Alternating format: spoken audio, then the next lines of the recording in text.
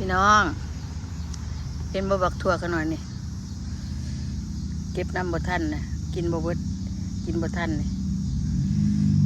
แก่ไปหลายๆห่วงเลยนี่มันแดดมันหอนพี่น้องมันหอนมันก็ได้เป็นแบบนี้ละมันแก่ไว้แล้วจะเก็บตำเนี่ยบ่ทันตำจะคล้องยังบ่ทันมีแนวปิ่งต้องดูแก่เบิดพี่น้องเนาะบ่ได้ออกมามือหนึ่งก็ชมมือหนึ่งได้เนี่ยมันหอนกลัวล่ะดูพี่น้องเพียงดูกระดักกระโดดนะพี่น้องเนาะบักทั่วบักทางขน่อยนี่นะเป็นดอกแล้วก็เป็นจุ่มขึ้นแล้วก็แก่ไว้เห็นเมื่อวานนี้มันบ่ทันพอเก็บมื้อนี้รถปลาตัวมันกลายกว่าเก็บแล้วบัดนี้กลายกว่าเก็บได้แบบนี้นี่เป็นพี่น้องกระโดดม่วนขึ้นนี่นะไม่ยั้งดัง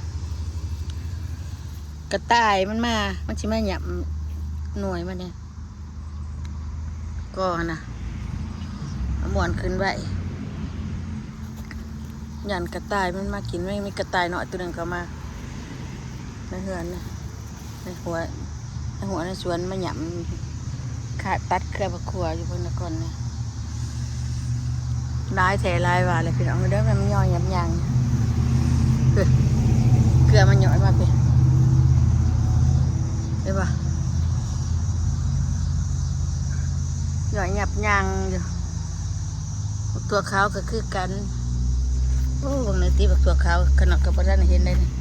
จะคล้องพระท่านเห็นในมาอยู่ในคลินิกในหลายฟ้าติดตัวคล้องบ่ได้เห็นได้นี่แกน้ำทางกระมีตัวนี้นะตรงนี้พี่น้องตัวขาวติดตัวขนาดบ่เห็นได้นี่อากาศที่เห็นมือนี้นะตัวพอต่ำเวลาเครือน้อยเดียว2-3เครืออยู่นี่นะให้จะไปปลูกทางในพวกก็มีทางในพวกก็มีหลายโอ้ยโทษพี่น้องประตูก็ได้เป็นนะกินกับประทานนะพี่น้องเป็นแบบนี้แค่ได้เป็นนะกินกับประทานเครือนั่นก็หลายเดี๋ยวจะเป็นอย่างเครือนี่ให้เบิ่ง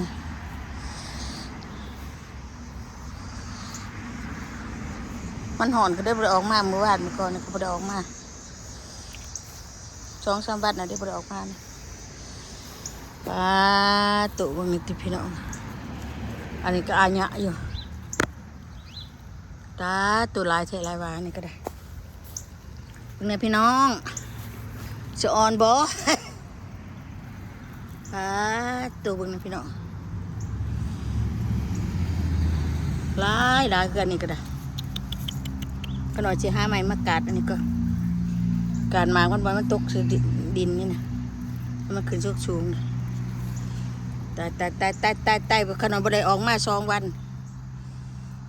หนึ่งได้บ่ได้ออกมาเนี่ยเบิ่งไงพี่น้องบักทั่วขน่อยมาลายใช่อันนี้เป็นเครือก็น้อยเดียวนึงเด้เครือชัดๆนึงหมากเป้เป็นกองตัวเสียวยังเดี๋ยวมาอั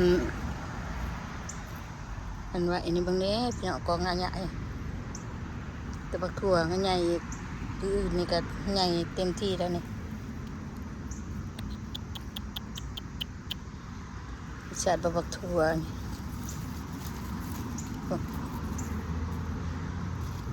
ลายเทลายว่านี่แต่บักทั่วเขียวขนาดปลูกบักทั่วเขียวส่วนลายก็นะ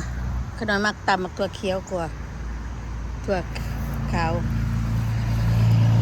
แล้วท่านนี่ก็เป็นกองอยู่นี่ว่าอันนี้บ่ได้ออกมา2 วันเพิ่งเด้อทั่วขาวอันนี้บ่ได้ปลูกได้นี่พอตำเลยได้นี่บ่ได้ปลูกได้เบิ่งนี่ได้มันเหี่ยแต่บ่เก็บเอานี่แหละบ่มันเหี่ยล่ะประตูนี่คือบักทั่วนั่งเนาะอันนี้เด้มันกัดเด้นี่เห็นบ่กระต่ายน้อยมันกัดเด้นี่ โอ้ยจะมันมือขักตัวกระต่ายเนาะขักแทะขักวายบางเล่นนี่เป็นอยู่ในขี้ดินก็ดอยตะบิดปลูกผักบัวนี่ผักบัวนี่ไหวเบิ่ล่ะนี่เป็นข้างเก่ามันนาสกีนะก็ดอยซีบ่เฮ็ดจังให้มันเนี่ยนะผักบัวก็สิกู้ล่ะป้าผักทั่วขึ้นบัดนี้นี่จะผักทั่วร้ายซ้ำได้นี่ซ้ำน้อยๆซ้ำใหญ่ๆมีเบิดซ้ำกลางซ้ำเถาเนี่ยเชื่อมซ้ำหน่อยกันนี่ให้เกิดอยู่นี่เบี้ยปักได้หลายเลยนะกินหลายซ้ำขนาดก็โดยบ่ได้ปลูกได้ยังมาดอกข้างเก่ามันอย่างนี้ในมันเก็บบ่เบิดบ่ได้เก็บปลาไว้ปลาตุปฏิตังกำลังแตกปฏิตังกระมังแตกพี่น้องเอ้ยปลาวิจัยบักทั่วแท้ดีนะเป็นปันบักทั่วไห้เนาะทั่วไห้กับโบปานจะอ่อนน้ำข่อยบ่พี่น้องบ้านสิบปลูกร้ายช่องซ้ำคุ้มมาสั่นว่าผ่าเดี๋ยวมันเต็มบริเวณกลางบ้านนี้มีแต่บักทั่วขาวกับมีเขียวกับมีแดงกับมีแดงกับยังนานเป็นได้หมกตัวแดงนั่นมันเป็นหลาเป็นด้านหลาตัวแดงชุดนี้มันเป็นบักทั่วดอตัวขน่อยสิมากูหัวพักอยู่มันพักบัวนี่มันใบไปเลยปลายบักทั่วขึ้นมันเหยียบกันไปเหยียบบ่ได้ก็เกิดบ่นั่นไปบักทั่วนี่นะเกิดง่ายเกิดได้บ่ได้ปลูกเนี่ยปลูกแซ่บ่ได้ปลูกอีสังมันว่าหันไปโรดพี่น้องในมันหันเก็บประวัติถิ่มไปโรดมีเองปัดตุน้ำเขาน้ำมันกระบกบ่ได้สิได้กินเพราะเขาปินบ่ได้กินดอกจะได้แน่ไว้ซื่อๆดอกมุ่งระบึกระเบิดเลยมันจะได้บักทั่วลายดีดอกพี่น้องเอ้ยตัวปลูกแท้ๆเป็นบักทั่วเขียวชุ่มนี่บักทั่วขาวเดี๋ยวบ่ได้ปลูกพี่นาก็สิเอาบักทั่วนางมาปลูกนี่ก็ทีนี้ไปน้ำมันขอพีนนี่ก็ทิมใบน้ำขอพีนนี่บักทั่วนางมันเป็นเกิดขึ้นมามันก็จะเป็นขึ้นนี่แหละนี่ก็ทิมบักทั่วนางบ่จักอะนี่ได้ขนาดมีเนี่ยได้บักทั่วนางได้ทั่วนางบักทั่วนอนมีเบิดได้ดิบักแปบบักทั่วนางแล้วก็บักทั่วยืนบักทั่วเคี้ยวแล้วก็บักทั่วขาวแล้วก็บักทั่วดำมีเบิดครบทิมเลยนี่โอเคพี่น้องมาเอาไปตำเด้อพี่น้องเด้ออยู่ไก่โมคูเพื่อนพวงป่าดุ้งนู่นนี่ละหน้าขามทางมาเก็บเอาพี่น้องไปตำกินตำบักทั่วใหม่ๆนี่แซ่บขายนี่บ่ดอกนี่จะกินปันกันกินนี่แหละมาพี่ดองมาขอมาเอาเด้อโมยมาขอมาเอาเด้อพยายามมันตำเด้อพอได้ตำนะเด้พอได้ตำนะเด้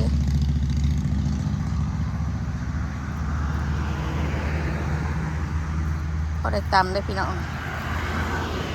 บัวบานหลายดวงดอกสิไปขายเห็นยังไปกินเบิ่งได้พักขะแยงกันหน่อยนี่ก็ได้ขะแยงเบิดน้ำกินได้งามบ่พี่น้องพักขะแยงก็งามบ่มันเป็นดอกหรือบ่น้องบ่เป็นตีดอกหญ้าตีเป็นดอกมึงดูที่เป็นหญ้าแล้วแหละนี่หญ้าดีนี่หญ้าผักปงก็มีช่องซ้ำต้นน้ำก็เบิดเลยพักขะแยงกันเลยก็โดยปลูกที่ทั้งใหญ่เลยเพราะว่าเป็นหยังก็โดยเก็บตากไว้ให้มันนั่นไปกินย่ามันบ่มียามพ้นมานะมันเก็บใส่ตู้เย็นไว้ตากแดดเดียวแล้วก็ไว้